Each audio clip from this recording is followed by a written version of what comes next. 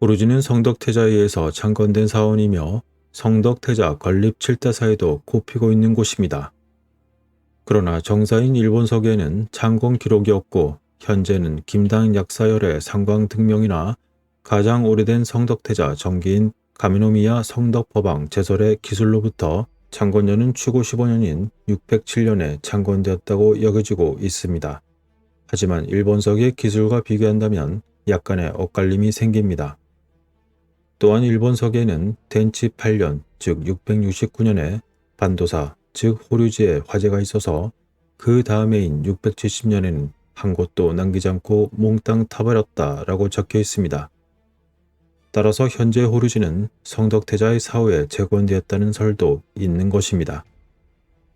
그 외 가람 양식이나 수장된 불상에 관해서도 수수께끼가 많은데 그에 대해서도 다양한 설이 주장되고 있습니다.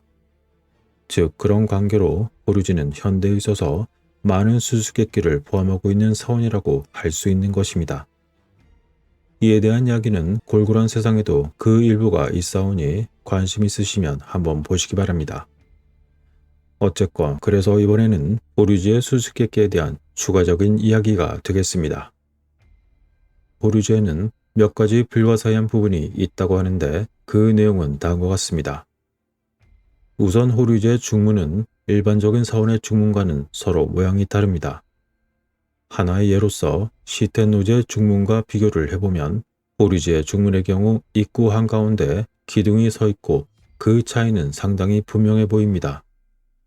하지만 어째서 마치 누군가 들어가는 것을 거부라도 하는 듯이 가운데를 막고 있는 형태가 되고 있는지 그것이 불분명합니다.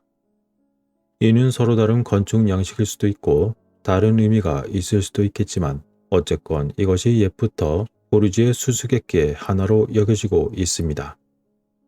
그런 가운데 이에 대한 도시 전설로서 성덕태자의 원령이 밖으로 나오는 것을 막기 위한 것이라고 하는 이야기도 있었습니다.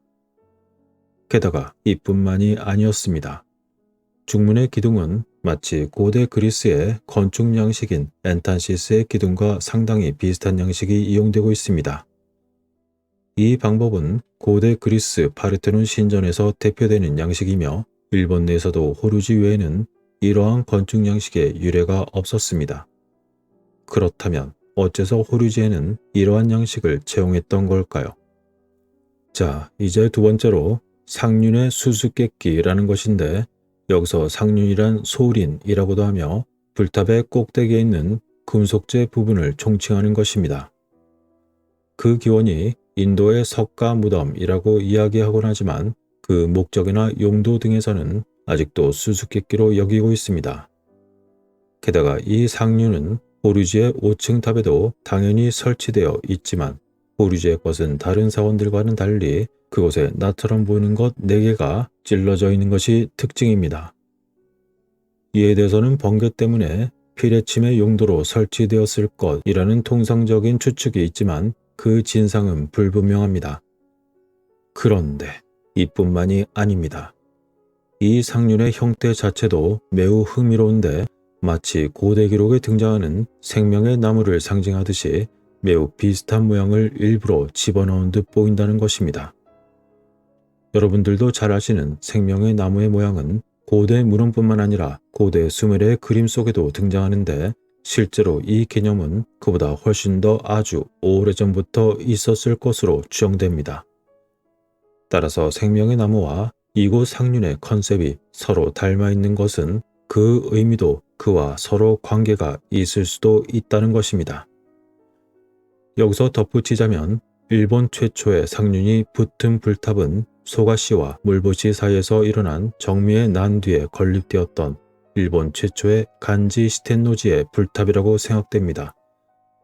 그러나 시텐노지의 탑은 여러 번 붕괴가 되어 재건을 거듭한 결과 현재에 이르게 되었습니다. 따라서 당시의 탑에 상륜이 있었는지는 확실하지 않습니다. 그러나 처음의 건축은 호류지와 마찬가지로 성덕태자에서 이루어졌으며 호류지의 5층 탑이 당시부터 그대로 남아있었다고 전제한다면 아마 시텐노지에도 상륜은 있었을 것입니다. 그리고 나카야마 시로시의 저서 수성계에 의하자면 시텐노지 창건시의 불탑은 7중탑이었다고 전하고 있습니다. 자, 이제 세 번째로 호류제 꿈전에 안치되어 있는 비불 구세 관음상인 후제 칸노조는 실은 최근까지 봉인되어 있었는데 그 이유에 대해서는 불분명합니다. 하지만 봉인을 풀면 그 즉시 신의 벌이 내려 지진이 일어난다고 하는 전설에 의해서 봉인이 지켜지고 있었다고 전해졌습니다. 그러다 메이지 17년인 1884년에 동양미술사가였던 미국인 어니스트 페노로사가 조사를 위해서 호루지를 방문했을 때 메이지 정부의 허가를 얻은 뒤 호루지 측과의 논의를 거쳐 오랜 세월 봉인되어 있던 구세 관음상의 봉인이 풀렸다고 전해지고 있습니다. 이 구세 관음상의 봉인을 푼 후 당시의 모습은 전신에 경문이 쓰여진 천으로 된 아자부가 감겨져 있었고 그 천을 빼보니 후두부에 광등이 박힌 고정된 모습이었을 것이지만 당시 등은 세월로 인한 것인지 빠져 있었다고 전했습니다. 참고로 통상적으로 불상은 따로 지지대가 붙어있기 때문에 후두부에 뭔가를 박는 일은 없습니다. 어쨌건 그것은 호루지에 소장되어 있는 백제 관음과 비교해도 그 차이가 분명해 보였습니다. 게다가 구세 관음상의 표정도 일반적인 불상과는 달리 매우 생생한 얼굴을 하고 있는데 구세 관음보살은 일반적으로 성덕태자의 화신이라고 여겨지고 있습니다. 그렇게 구세 관음상의 개장 이후 이 비불상에 대해서 여러 가지 설들이 나왔지만 그것은 원령을 봉쇄하기 위한 것이라는 설이 주류를 차지하고 있었습니다. 그리고 그 원령설에는 다음과 같은 것이 있습니다. 태내의 9년인 737년에 도시에서 유행한 천연두로 정치의 중추를 담당하고 있던 후지와라가의 사람들이 잇따라 병사했다 라는 것인데 이것은 태자시대의 정쟁에 관련된 원념이었으며 정쟁에서 진 태자가 원령이 되어 많은 사상자를 일으킨 정책이나 외교를 실시하고 있던 기록이 많이 있던 시절에 지어진 것입니다. 따라서 꿈전은 상기의 목적을 위해서 원령을 진정시키기 위해 지어진 시설이라는 것이며 구세 관음상은 태자의 원령을 공양하기 위해서 만들어진 불상이라는 것입니다. 그래서 처음에 덮여있던 경문이 쓰여진 아자부나 후두부에 박힌 광등은 원령을 봉인하기 위한 일종의 주술이라는 것인데 그러나 가마쿠라 시대에 구세 관음상을 모방한 조각을 하려 했던 불사가 그 자신이 불상을 완성하기 전에 죽었다고도 전해지기 때문에 구체적인 이유는 매우 불분명한 상태입니다. 어쨌건 이러한 이야기들이 시사하고 있는 것은 나라 시대의 일본에서 실권을 잡고 있던 것은 후지와라가이며 정사로 여겨지는 일본 서기에서도 실은 후지와라 부비 등의 감수하에 편찬된 문헌이라는 의미가 되는 것입니다. 따라서 당시 사정에 따라 자신들에게 나쁜 부분은 잘릴 수도 있다는 것이죠. 그 일본 서기 중에서 성덕태자는 일반적으로 일본 불교의 시조로 그려져 있습니다만 그 반면에 전 시텐노지나 시텐노지 시치누미야라는 태자가 건립한 신사의 존재로 주장할 때 태자는 당시 신도들을 멸시한 것은 아니라고 말할 수 있는 것이죠. 그러므로 성덕태자는 그 인물상을 당시의 정사 속에서 자의적으로 창조했을 가능성이 있다 한다 치더라도 그 뒤에는 그와 관련된 내부의 정쟁이 있었을지도 모릅니다. 그러므로 원령설은 나름대로 신빙성이 있다고 생각이 됩니다. 그러나 구체적인 증거가 있는 것은 아니기 때문에 단지 추정일 뿐이므로 그냥 반신반의하는 정도가 되겠습니다. 자, 이제 네 번째로 호류제 5층 탑에는 불교의 설화를 주제로 한 작은 상들이 안치되어 있습니다. 그리고 그 안에는 석가 인멸의 장면도 남아 있습니다. 이것은 간다라의 석가 모토도와 비교를 한다 하더라도 상당히 다르며 일본 내에서도 독자적인 것으로 여겨지고 있습니다. 그런데 이 호류제 작은 조각상들 사이에는 마치 파충류 도맨 같은 외모를 한 인물이 섞여 있었습니다. 문제의 동상은 작은 조각상들 사이에 상당히 교묘하게 자리 잡고 있었습니다. 이것은 실물에서도 구분하기 어려울 정도인데 호루지의 소상이 나와 있는 엽서로 살펴보자면 이 동상들은 사무라이 동상인 지샤조라고 불리기도 하는데 대략적으로 그 형태가 어떻게 본다 하더라도 분명 도마뱀처럼 보이게 됩니다. 덧붙여 이 동상을 주목하고 있는 이유는 여러분들도 잘 아시는 이라크의 우바이드 유적으로부터 발견되었던 파충류 조각상과 상당히 닮아있기 때문입니다. 일반적으로 랩탈리언이라고 부르기도 하는 그러한 파충류인은 전 세계의 신화나 전승 등에 등장하는 인간형의 파충류를 말하는 것인데 이는 다양한 음모론에 등장하고 있습니다. 물론 일본 신화 속에도 나오고 그 밖에도 곳곳에 용이나 뱀으로 변신하는 신이나 인물로 많이 등장하고 있습니다. 게다가 이 동상은 아스카의 신사에 있는 것과도 모양이 서로 닮아 있는데 도마뱀과 비슷한 이처럼 이상한 동상은 어쩐지 나라현에 많은 것 같습니다.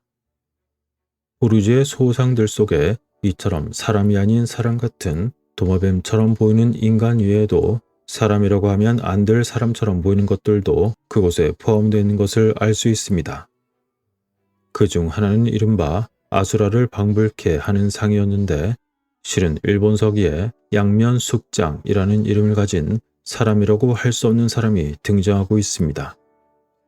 아쉽게도 일본 서기에는 사파가 없지만 이 동상은 거기에 기록된 특징과 현저하게 일치하고 있었습니다. 그리고 그 내용은 이렇습니다. 인덕천왕 65년 히다국에 한 사람이 있었는데 스쿠나라고 한다. 한 몸통에 두 개의 얼굴이 있었고 각각 반대쪽을 향하고 있었다. 정수리에서 이어지는 목덜미가 없고 몸통에 각각에는 손발이 있어 무릎은 있지만 발 뒤꿈치가 없었다. 그리고 그는 강력한 경첩으로 좌우에 검을 달고 4개의 손으로 2개의 활과 화살을 이용했다. 그래서 그는 황명을 따르지 않고 인민으로부터 약탈하는 것을 즐겼다. 라는 내용이었습니다. 과연 그것은 무엇이었을까요? 괴상하게 생긴 인간이었을까요? 아니면 실제로 굉장한 놈이었을까요? 자, 이제 두 번째로는 꼬리가 뱀이 되어 있는 인물의 동상입니다. 일본에는 꼬리가 뱀이 되어 있는 수염이라는 요괴가 존재한다고 합니다. 이것은 옛날 오래된 사기에 등장하곤 하는데 히라가 이야기에서 그 특징이 자세하게 그려져 있습니다. 그리고 그 특징은 이 동상의 인물과 일치합니다. 또한 일본에서 전승되는 요괴 또는 모노노케는 일본의 신화나 군기 이야기 등에서 많이 등장하고 있습니다. 그리고 히라가 이야기에서는 원숭이의 얼굴과 너구리의 몸통 그리고 호랑이의 손발을 갖고 있으며 꼬리는 뱀이라는 특징이 있다고 기록되어 있기도 한데 원평 성세기에는 키가 호랑이처럼 크며 그 다리가 너구리 같고 꼬리는 여우가 되어 있다고 적힌 것도 있었습니다. 이건 또 어떤 것을 표현하고 있었던 걸까요? 그저 상상이었을까요? 아니면 실제로 있었던 걸까요? 자, 이제 세 번째로는 얼굴이 마치 용이 되어 있는 듯한 인물의 상입니다. 일본 신화에는 와나라고 불리는 사람들이 많이 등장하고 또한 카이유키 야마유키에 등장하는 도요타 마비에의 정체도 실은 야이로 카즈나, 즉 용이었다고 전해지고 있습니다. 또한 불교의 경전인 호화경 중에도 8대 룡왕이라는 용족이 등장하는데 그것은 불법의 소신으로 되어 있습니다. 그렇다면 이 용의 얼굴처럼 보이는 불상은 그러한 것들과 서로 관련이 있는 인물일까요? 이와 같이 호류지의 5층 탑에 안치되어 있는 소상들 중에는 사람이 아닌 사람이 다수 포함되어 있었습니다. 덧붙여 이들은 나라 시대의 것으로 되어 있기 때문에 아스카 시대에 사망했던 태자와의 관계는 불분명한 상태입니다. 또한 오리지널처럼 생각되는 간다라의 석과 선도도와도 현저하게 다르기 때문에 이처럼 사람이라면 안 될 사람을 당시 작가가 어떠한 의도로 만들었는지 알 수는 없습니다. 그렇다면 어쩌면 이러한 동상들은 석가가 사망할 당시에 참석한 자들 사이에 인간과 섞여서 실제로 사람이 아닌 사람처럼 보이는 것들도 그 그곳에 참석했다는 것을 말하고 싶었던 걸까요? 그렇다면 사람이 아닌 사람은 옛날부터 분명히 존재하고 있었던 걸까요? 이처럼 재미있는 내용이 섞여 있는 호루지 이야기는 그 배경이 무엇인지 확실히 알 수 없습니다. 어째서 세상에는 비슷비슷한 것들이 여기저기에서 등장하고 있는 걸까요? 실제로 우리가 상상할 수도 없는 오래전 과거에는 모든 세상이 하나로부터 출발했던 걸까요? 그리고 서로 다른 종들과 사람들이 아주 오래전 옛날에는 모두 함께 살고 있었던 것일까요? 그렇다면 모든 종교들도 원래는 하나에서 출발한 것일까요? 믿거나 말거나 모든 판단은 여러분들의 몫입니다.